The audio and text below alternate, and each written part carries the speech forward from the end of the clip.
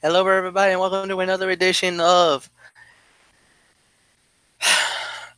the Cerebral Smack Talk live on YouTube.com. It's Google MF Michael Fletcher alongside Anthony Florio and Michael Bullock. We're waiting on Dee Dee Woodson. We don't know if she is going to be here on the show tonight or not, but we got Smackdown Live we got to do from the formerly known as the Worcester Centrum in Worcester, Massachusetts, which is the DCU Center. And we started it out with, well, this was that, I guess you can call it the town hall meeting of WWE. So this was the town hall meeting that was started by Shane McMahon, and a number of superstars basically filed their, talked about their grievances. Roman Reigns was the first to step up to the mic, says, Shane, I don't think you get it. Nobody in this room respects you.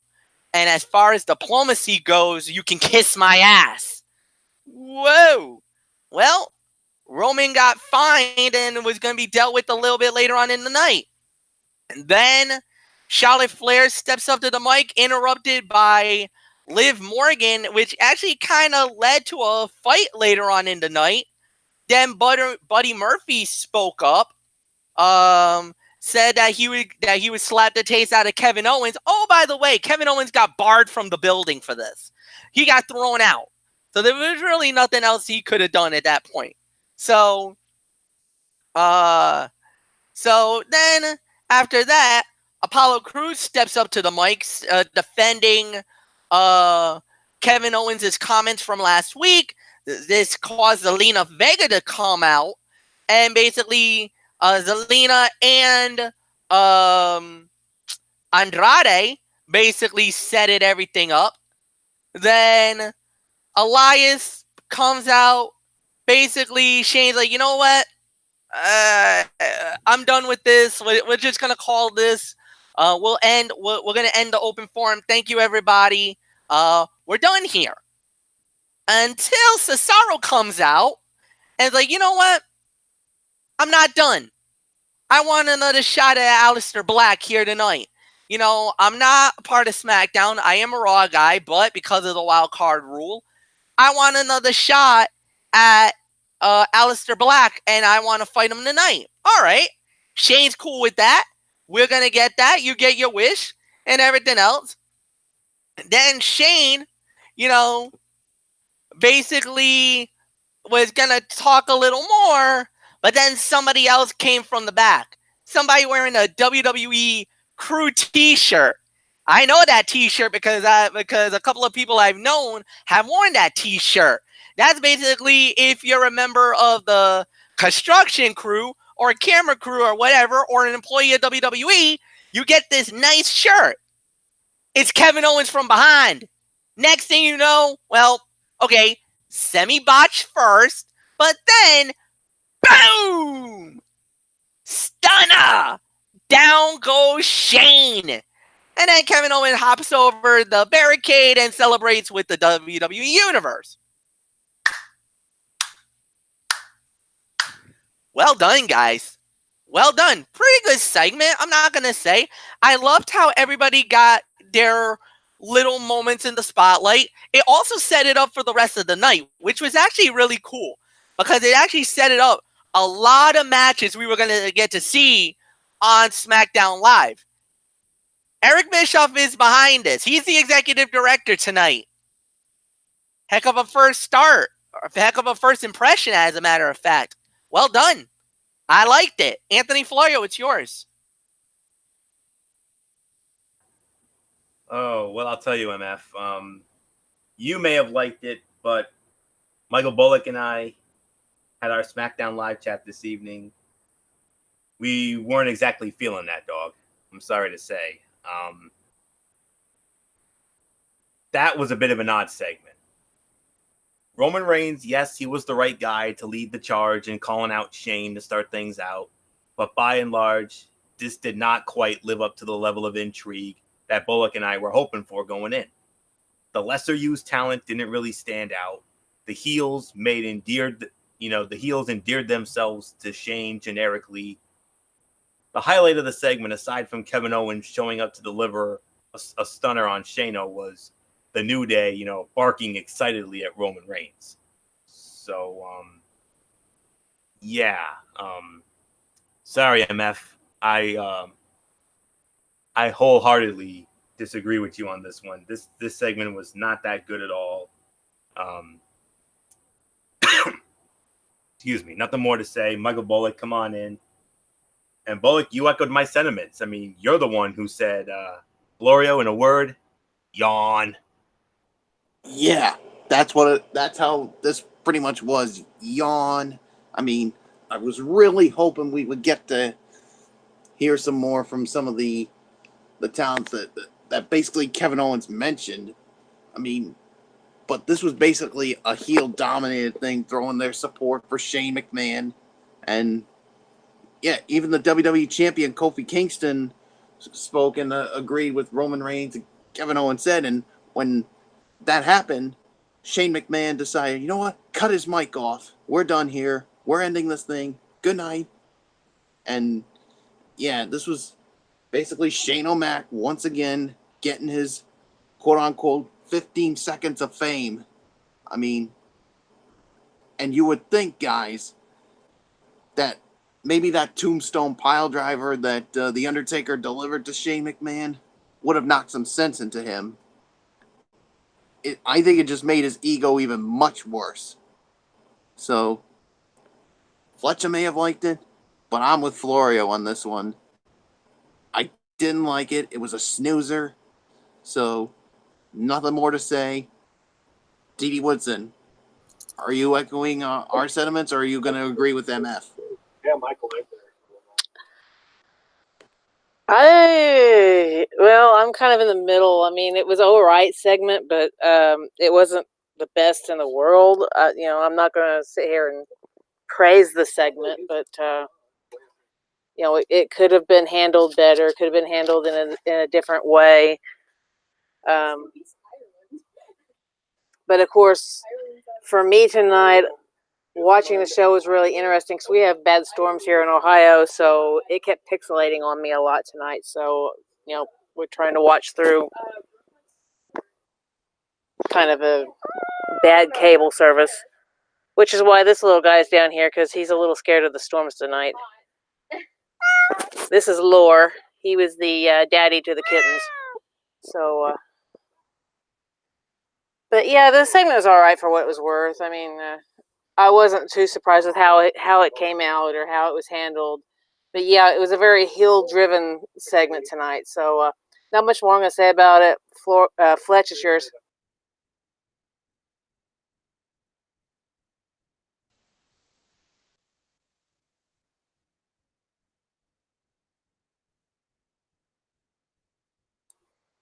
Fletch. MF, are you there? Yeah, Fletch, are you there? I wonder if he stepped away. I don't know. Maybe. Maybe. And since you don't have, I check. There you go. Yeah. Bullock, since you can't see the chat box, I put a link in here because Fletch mentioned that Bischoff was at Smackdown, and there is a report saying he was not involved tonight at SmackDown. I actually saw something. I actually saw something as well saying the same thing. So yeah. That he. Well, I just want to make sure you knew. I put the link in there so the guys could see it. But since you can't see chat box, I thought I'd let you know. Well, all right. This is what it. All right, this is what it's saying right now. So I'm gonna clear this up right now. This is actually from D.D. Woodson. She actually posted this. This is according to 411mania.com, which is one of the sites that we always rely on. It says, while Eric Bischoff was said to start the run on as executive director with the show tonight, that did not reportedly happen. According to Figure 4 Daily, Bischoff is not at the show tonight and didn't have any impact on creative decisions. The source notes that Bischoff was not involved in any of the creative meetings involved with putting together tonight's show. Bischoff moved to Stanford last week in order to begin working in his new capacity for the company after being hired at the beginning of the month. So that's what we got. So apparently, Bischoff did not have a hand in this at all. So that makes me wonder then what the hell is going on SmackDown Live? I mean, what is up with this? That's all I'm thinking now. But anyway, first fight of the night, Aleister Black versus Antonio Cesaro. Like I said, this was a rematch from Extreme Rules. And Aleister Black wins the match in 6 minutes and 20 seconds. Anthony Florio, it's yours. Yeah. Let me get this up here. Good match, but it was a step down from their Extreme Rules encounter. This needed more time to really get going, and the extended commercial break in the middle prevented it from ever really reaching any sort of crescendo. Still, Aleister Black is getting over with his style and believability. I'm going to give this about 2 to 2.5. I think that's the best I can go with it. So, nothing more to say. Michael Bullock, it's yours. Obviously, the Extreme Rules match was better than this. Yeah, the Extreme Rules match was far better than this. I mean, it was an okay match, but it was just too short for our liking here. I do agree with the rating, 2 to 2.5. I mean, I was hoping for a little bit more, but unfortunately, we didn't get that. So, yeah, there's really nothing more that needs to be said. So, Dee Whitson, it's yours.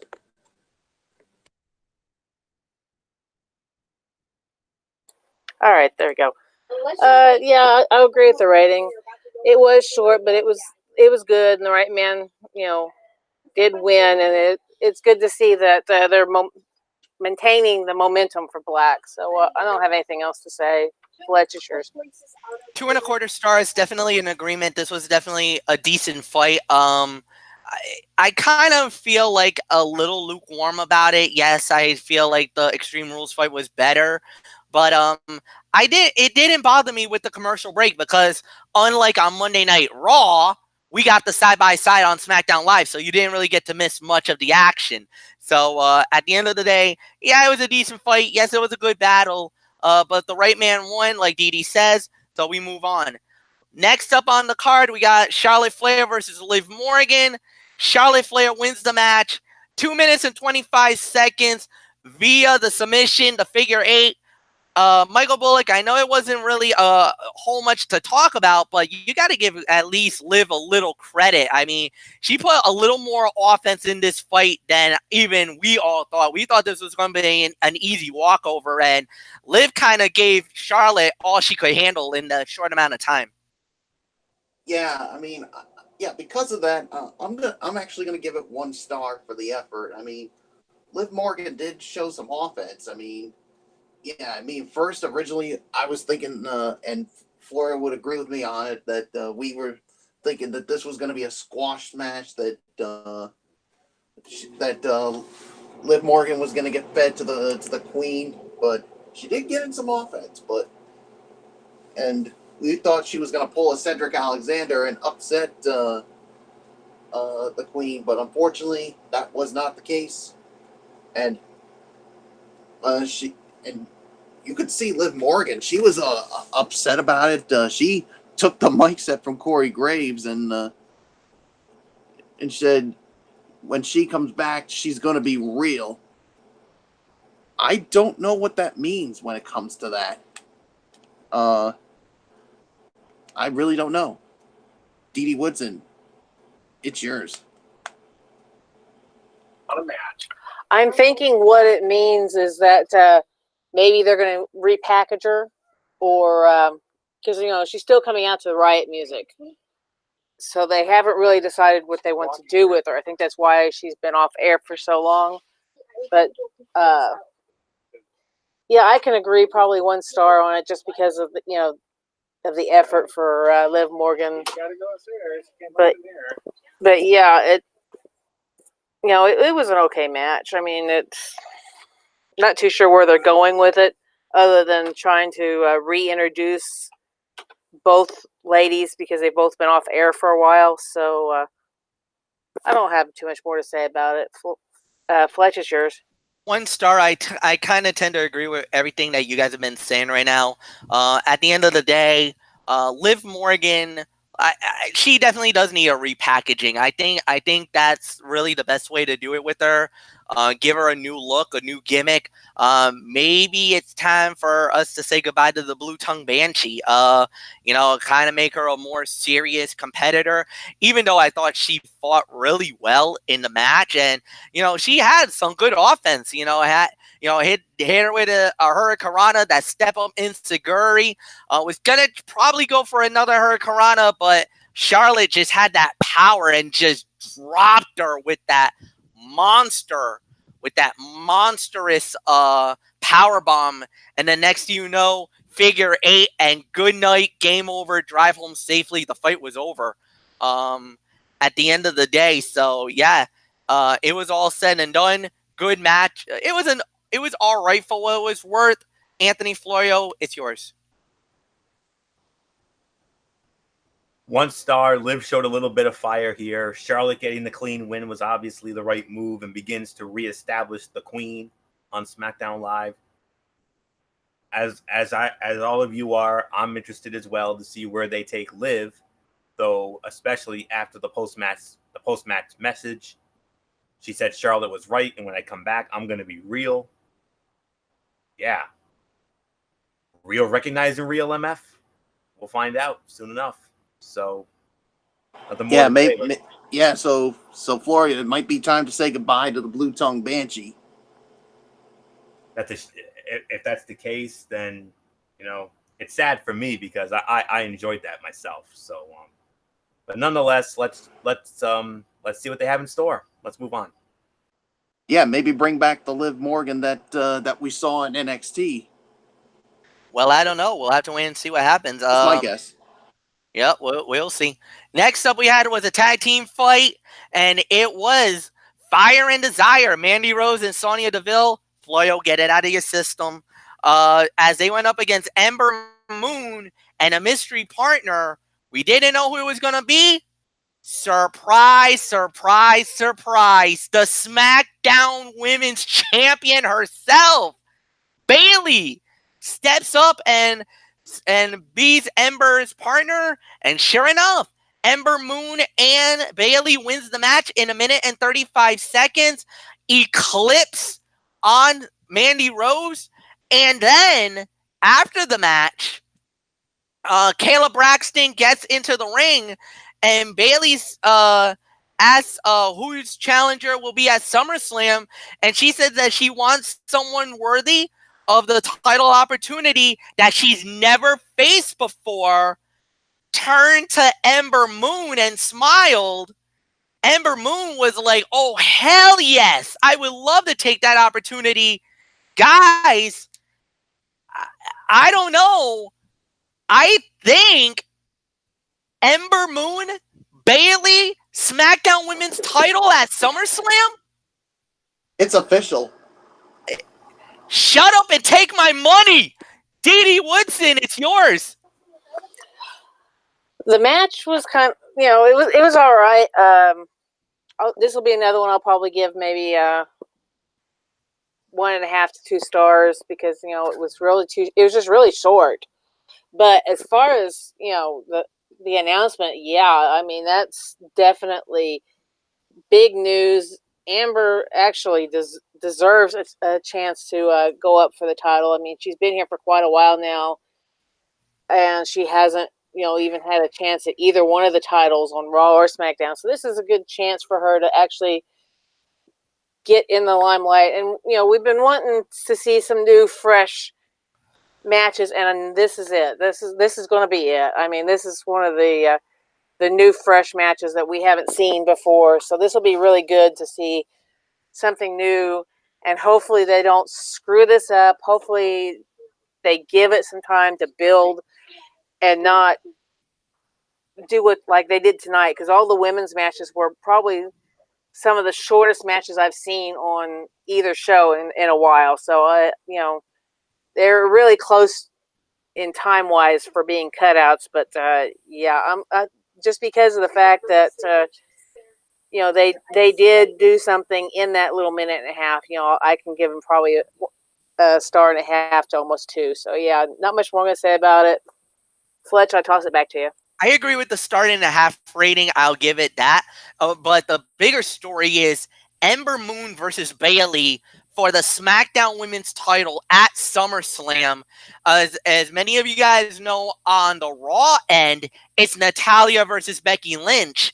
I mean, we got some fresh matches for both women's titles, and that could actually be decent matches when it's all said and done. So I'm actually pretty happy with SmackDown Live giving us this matchup, and this is actually going to be a very good match. I like Ember Moon. I like Bayley. So I think this is a win-win for all of us. This is going to be a very good triple title fight at SummerSlam in Toronto. So star and a half for the match.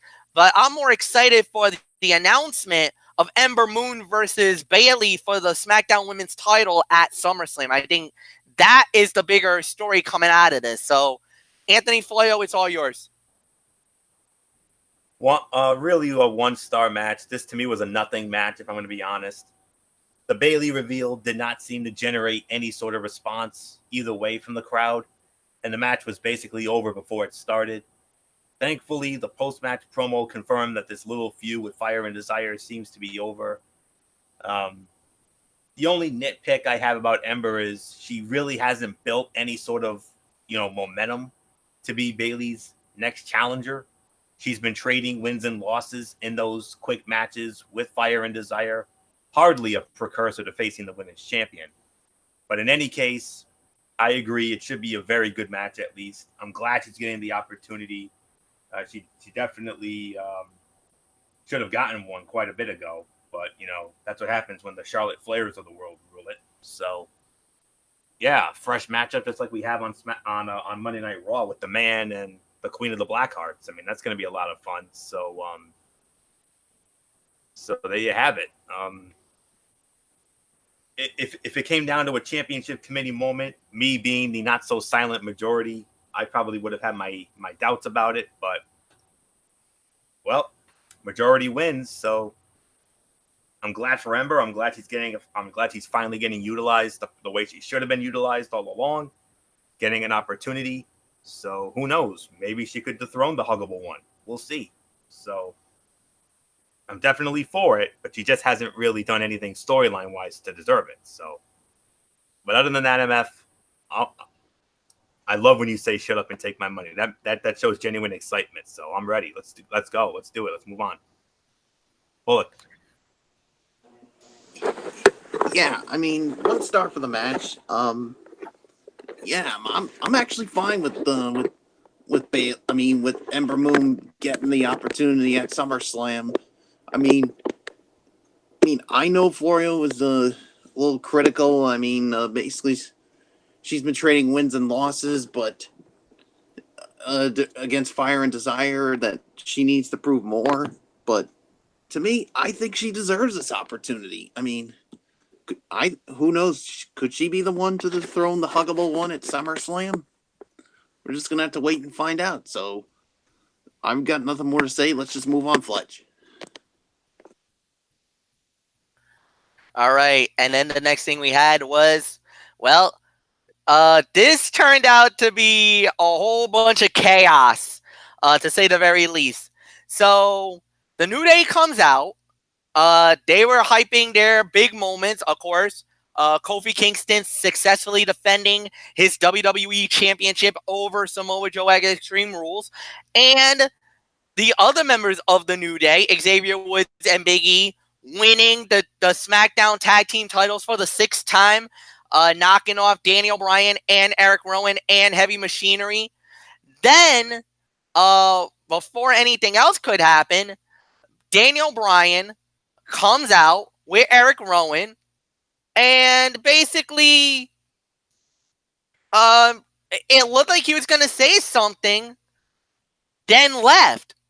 Then was going to say something again and left without saying a word, only to be interrupted by Samoa Joe. So Joe basically cuts a promo, interrupted by Elias, then interrupted by Randy Orton. So now, all of a sudden, this little thing turned up into literally a 6-man tag team brawl. 6-man tag team match. Basically, it basically turned into a 6-man tag, and the winner of the bout in 9 minutes and 30 seconds was Samoa Joe, Elias, and Randy Orton, with Randy Orton dropping the RKO on Kofi Kingston. Let me say that again so that everybody understands it. Randy Orton pins the WWE champion Kofi Kingston after an RKO. Championship committee moment, all in favor of Randy Orton being the #1 contender for the WWE title at SummerSlam. Say aye. I Aye. Florio, I'm in. Let's do it. it's unanimous. All right. So I lead off. I guess you could say by default this was the fight of the night. I mean, I don't think there was any other match that was even better than this. At the end of the day, I could give this about 2.5, maybe close to 3 stars. Good match, to say the very least. At the end of the day, I mean, it was what we thought it was gonna be. So, Randy Orton getting the win over Kofi Kingston, biggest storyline of the night, because now that puts Orton in an opportunity to fight for the title. He's got the shot at the belt. There's no doubt about it in my mind. So, nothing more to say. Anthony Florio, it's all yours. Championship committee moment, MF. In the SummerSlam, wouldn't you say? Yeah, definitely. All right. Yeah, this is a pure championship committee moment here. There's no need for this to go to the not so silent majority here. I'm in 100% agreement. Let's try to make sense of all this. Beforehand, they had teased that Daniel Bryan was going to make a quote unquote career altering announcement. Yeah, that never happened. That segment was fine, but it failed to deliver on the advertised announcement from Bryan, and that was very disappointing. Maybe it's a tease leading him to facing Kofi again down the road. I don't know. But after what we just saw, I doubt that. This was the fight of the night. I'm going to give this a solid 3 stars. A decent, albeit standard 6-man tag team TV bout. The chaotic finish was fun, and Orton getting a clean win over Kofi should solidify him as Kofi's SummerSlam opponent. Now, Randy Orton doesn't always deliver the most interesting matches, but this could be an entertaining feud if they draw on their history together. I really hope they go back to their short-lived program from 2009 and 2010. MF and I remember that very vividly. The Survivor Series. Kofi Kingston was the sole survivor in that traditional Survivor Series elimination match against the guy who owned him in Randy Orton. Kofi was in line for a major push.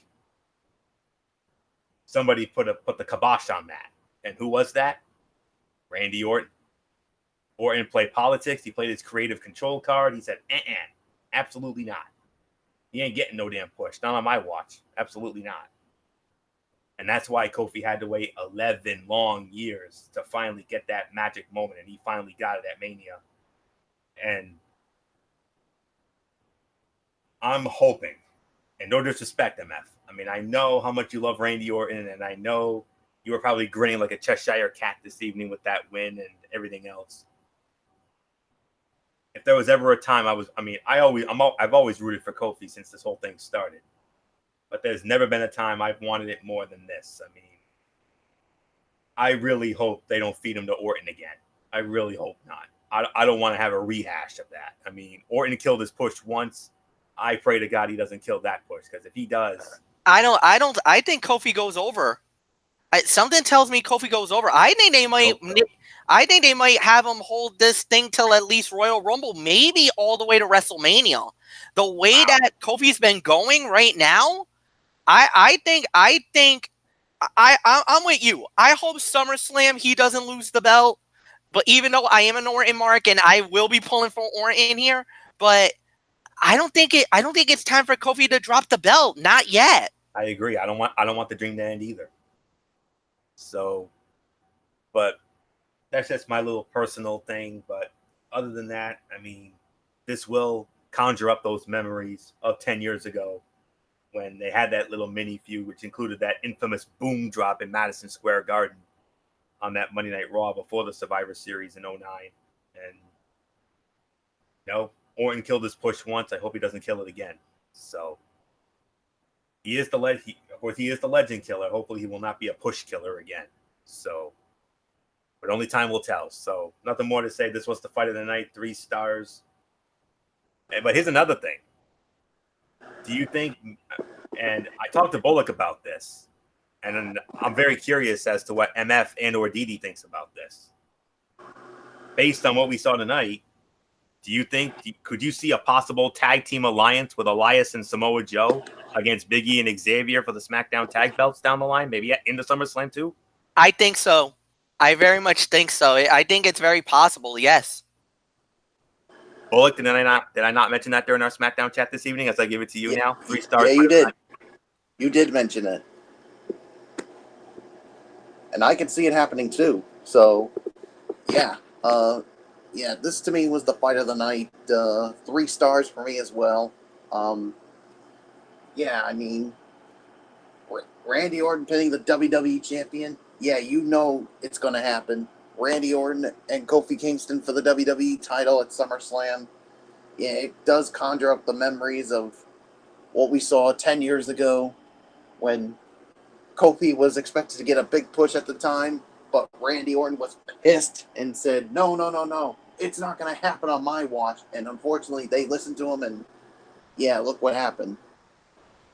I hope they don't do the same thing at SummerSlam and have him lose the title, because if that happens, that push is going to be gone, and I swear, if that happens, I will go on a major rant if that happens. I don't think it's going to happen, but I'm just warning you. Didi Woodson, it's yours. Yeah, definitely fight of the night. Definitely 3 stars. I don't have a whole lot to say about it because I think you guys touched on most of it. But for Floyo's question, I could see a possible Joe Elias tag versus New Day. So that would be something that would, I think, could possibly happen. Now, whether or not they would win the titles or not, that would be a whole different ball game. But there's a real good chance though that I think they could pull it off. So we'll see what happens. So Fletch, let's go on. All right, they hyped this fight all week, and we heard about it. We were talking about it. When are we going to get the women tag team title defense? It happened tonight, and they pulled the rug out from under us on this one. The Iconics puts the titles on the line against the Kabuki Warriors. The Kabuki Warriors wins the match in 1 minute and 30 seconds, but they win via countout. The titles do not change hands on a countout. The Iconics still the tag team champions. And, oh, man, are you kidding me? You really went with a count-out finish? Oh. All right. Obviously, if Bischoff was not running the show tonight, this definitely had McMagma and Beaver Toot Buck Dunn's hands all over this one. What in the hell, guys? Anthony, I'm mad. I'm pissed. Did you Go. just bring up Mr. McMagma? Oh my god. Yeah, I did. Yes. Holy Yes. smokes. You Oh. know when I'm really mad is when I bring that out.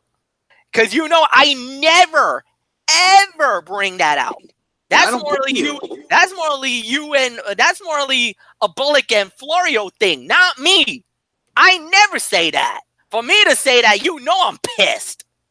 Because we all know your love affair with the Iconics, and Yes. and I'm very surprised you didn't go heel commentator on us by saying that was brilliant, like Corey Graves did. Corey Graves was a riot at that moment. I'm going to be honest with you. But At that point, I was like, Corey Graves, shut up. The problem is that on SmackDown Live, I'm the lead commentator, so I can't go that route. Now, even though I know you want to, if this fight was last night on Monday Night Raw, then you would. Then I would have been. Then there would have been no way you would have been stopping me. I would have gone. I would have been singing like a canary, praising the ladies for being so brilliant. Yeah, but not tonight. No, not tonight. It's an NA. This was not good. Now I understand this was done to set up another match between these teams. But like MF said, they've been teasing this for weeks and they failed to deliver. Do I need to remind MF and Bullock, do I need to remind you guys about what we saw in Providence a couple months ago with that ridiculous disqualification? Oh, don't bring that up. That's exactly what this was. I mean, finally they come through and it's a quick non-finish. The women's tag team championships have been virtually meaningless since being introduced, and the Iconics rarely wrestle.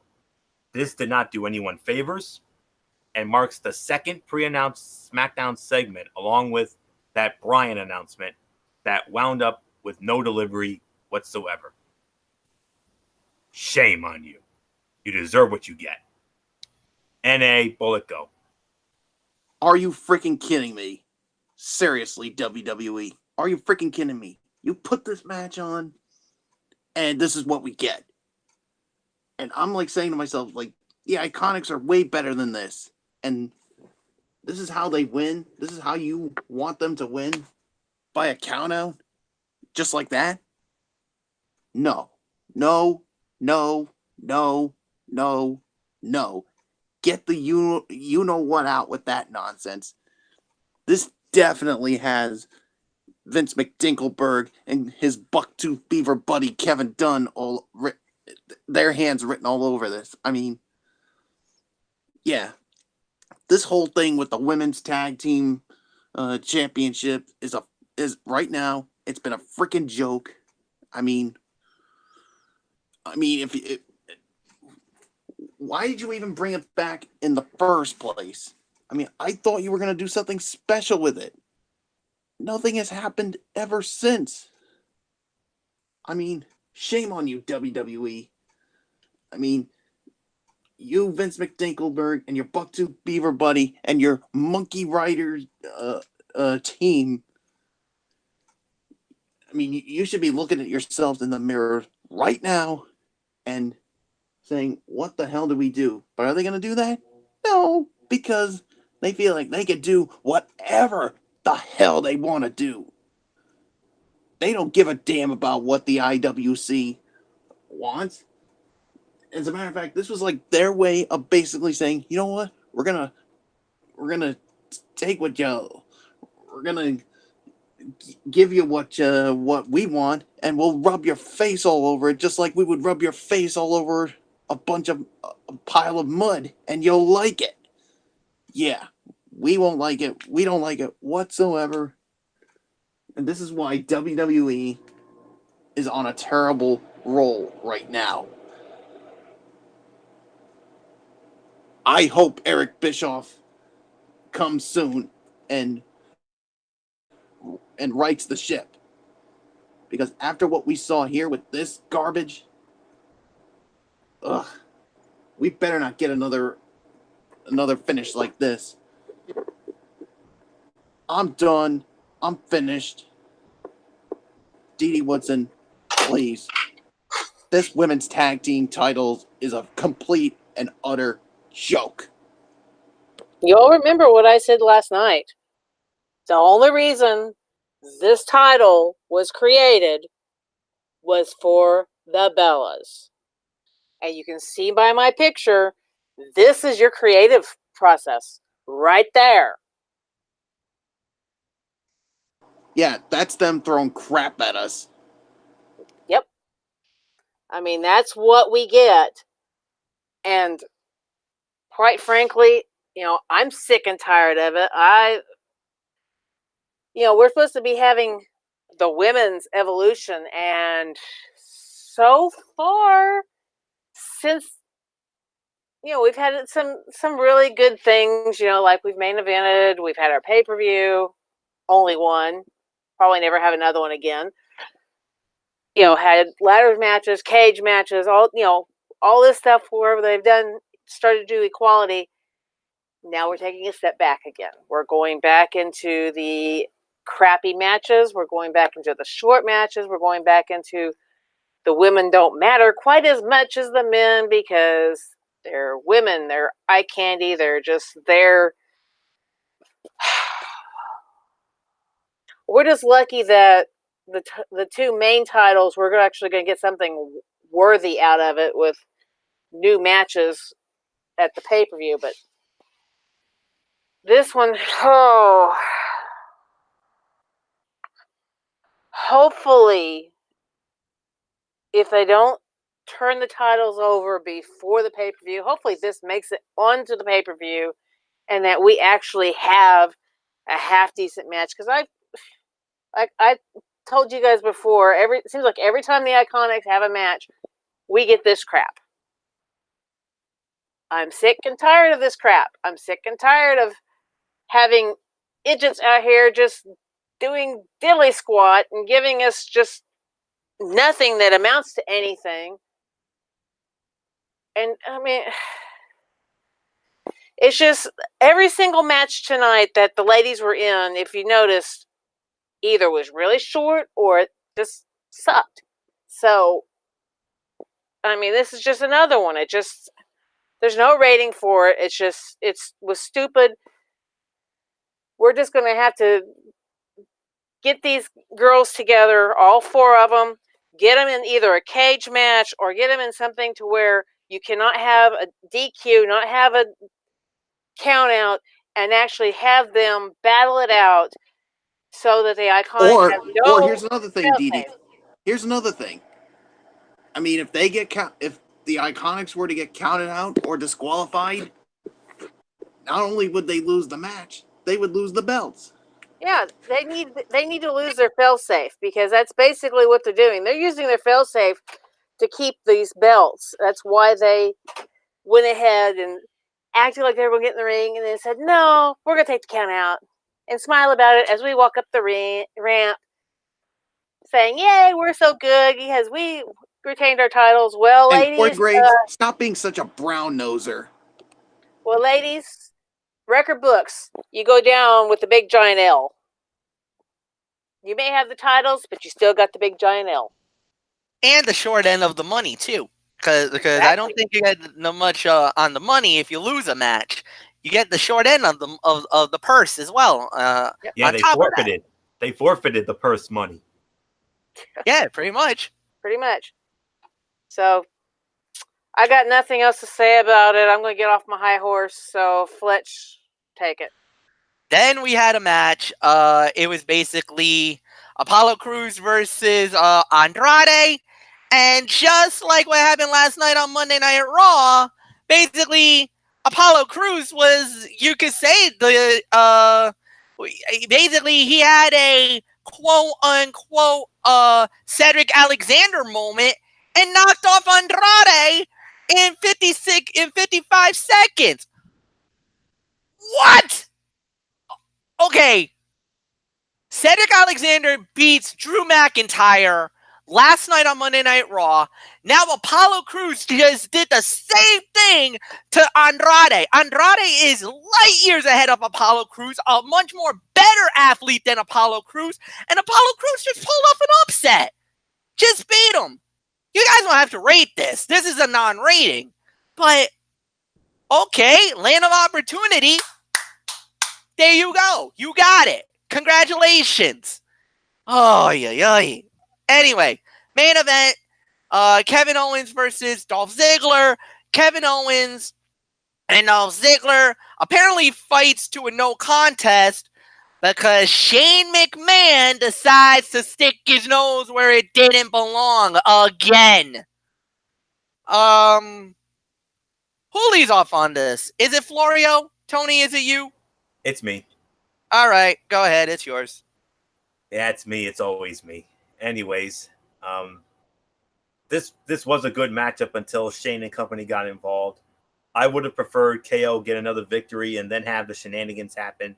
Technically, this should have been a DQ in Owens' favor, but it wasn't announced as such because rules don't matter anymore. I am really enjoying Kevin Owens' babyface persona, and I'm hoping that this doesn't somehow lead to him losing to Shane McMahon.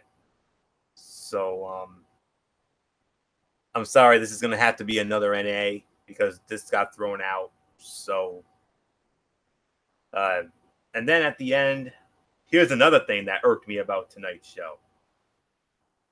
Kayla Braxton does an interview with Shano after it was over, and Shano said, "Oh, Kevin Owens, you're gonna pay." Yeah, that's fine and dandy, but he like shoved her aside. I'm like, you don't do that, buddy. You don't do that, Mr. So-called best in the world. What a damn insult. I'm the real best in the world. Enough said. Bullet go. Or here's another thing, Florio. The real best in the world to me, and I'm gonna sound like a freaking homer, is the Undertaker. Because Shane McMahon got his ass tombstone by the Undertaker at Extreme Rules. Yeah, no rating for me. I mean, the fight was good until Shane McMahon had to stick his freaking nose where it didn't belong. Yeah, and then what Shane McMahon did to Caleb Braxton, yeah. You don't lay your hand on a woman like that. Get that through your thick skull, you piece of crap. Didi Woodson, go.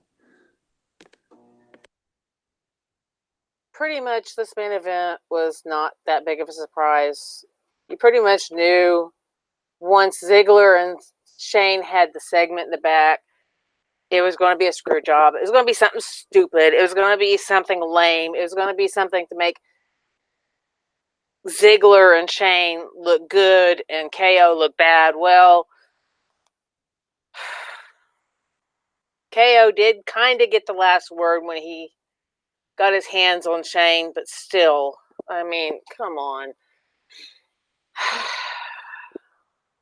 Do we have to go back to, like I said earlier with the Iconics, do we have to go back to this kind of crap again? Do we have to have this again?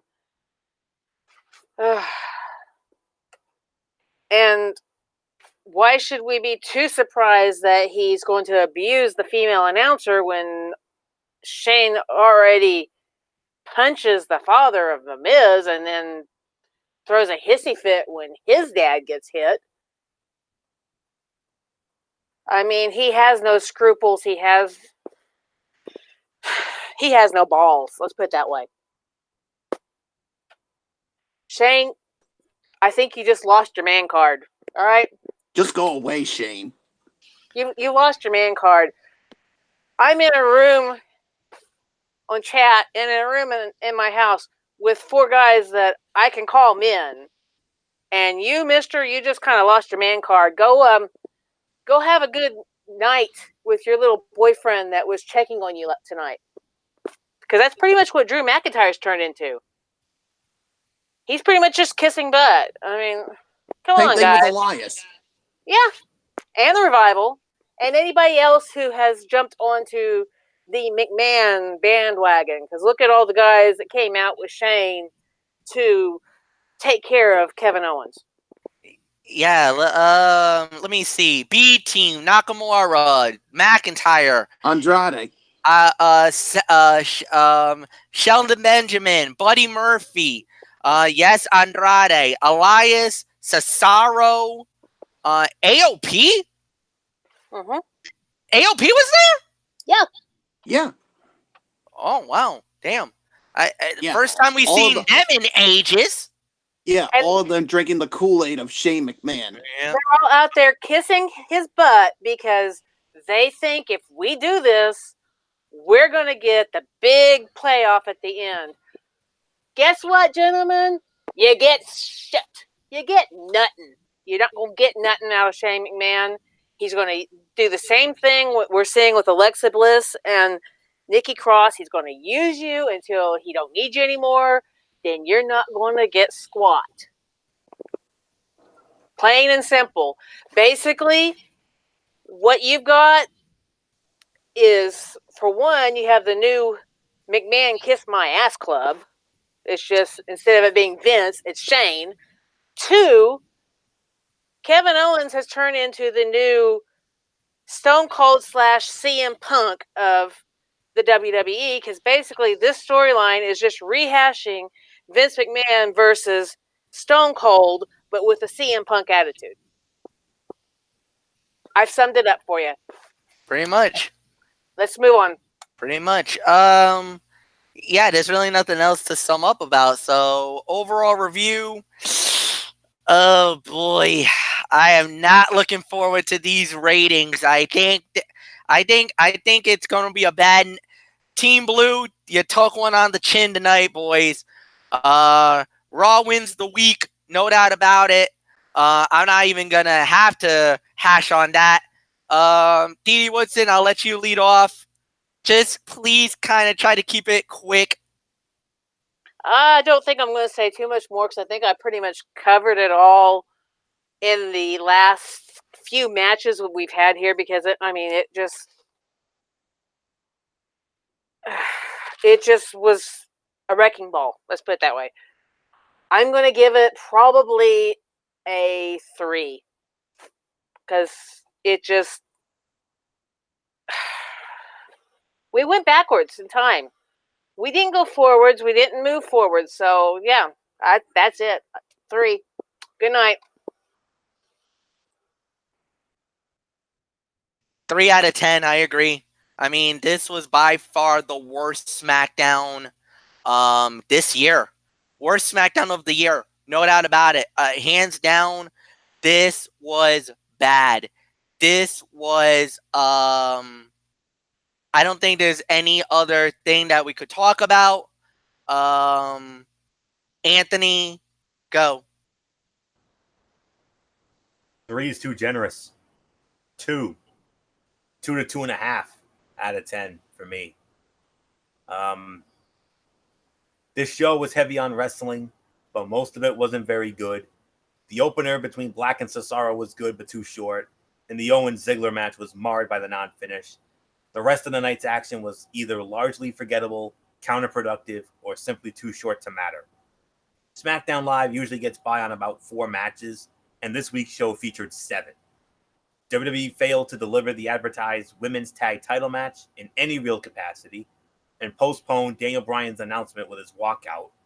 And as usual, there were some enjoyable aspects to this show, but it was bogged down by wonky booking and, in the case of tonight, a breakneck speed. You want to talk about creative team? Yeah, I'll give you a creative team. This is Vince McMahon and Kevin Dunn in a nutshell. Mr. McMagma and Fred Flintstone dressed as a goof from that Stone Age SmackDown movie. That's Vinnie Mac and Kevin Dunn in a nutshell right there. That's who had the fingerprints on this show tonight. If it's true that Bischoff wasn't there, obviously it was a McMagma and Dunn production. So if Eric Bischoff had been there, do you think we would have gotten this crap fest of a show tonight? Absolutely not. As a Raw guy, I'm very happy with the outcome, but at the same time, I do feel bad for MF. I mean, I was looking forward to this show. I mean, when I heard about the Bryan segment and the town hall, I'm like, this could actually be something good. But as usual, they found a way to screw it up on both counts. So Raw wins the week. Absolutely spot on. And Monday night, Raw reunion. That's going to be hella fun. That's going to be way better than this nonsense tonight. What a difference a week makes. A week ago, Monday Night Raw was the dumpster fire. This week, SmackDown Live's the dumpster fire. Sorry, MF. 2 to 2.5. Bullock, wrap it up. I think 2.5 is being generous. This to me is a 1.5. I mean, yeah, you did have some good things, but everything sucked ass. I mean, this is supposed to be SmackDown Live. This is supposed to be the new A show. Yeah, we didn't get. This was an F- when it comes to this show. I mean, this is what happens when you get Vince McDinkleberg and his bucktooth buddy Kevin Dunn doing crap like we're seeing here tonight. I mean, this is I really don't know what else there to say. I'm just so pissed off about the way things went tonight. So I'm done. I'm finished. Fletch, let's just wrap this up. I'm so done with tonight. Friday night, 10:30 Eastern on the Tone 25 is Strictly Sports, and I got the docket here, guys. We're going to talk about Russell Westbrook traded to the Houston Rockets. The Anaheim Angels of Los Angeles got the no-hitter, a combined no-hitter, just days after losing one of their pitchers to a sudden death. The first game back after the All-Star break and their first home game back since that tragedy, a combined no-hitter. Of course, I'll be talking about my experience of watching the Big Three at the Dunkin' Donuts Center, and of course, the Major League Baseball Power Rankings, 10:30 Eastern, Friday night. Thank you, Anthony Floyo. Thank you, Michael Bullock. Thank you, Didi Woodson. And thank you guys for watching, guys. Have a great night. So long for now, and bye-bye.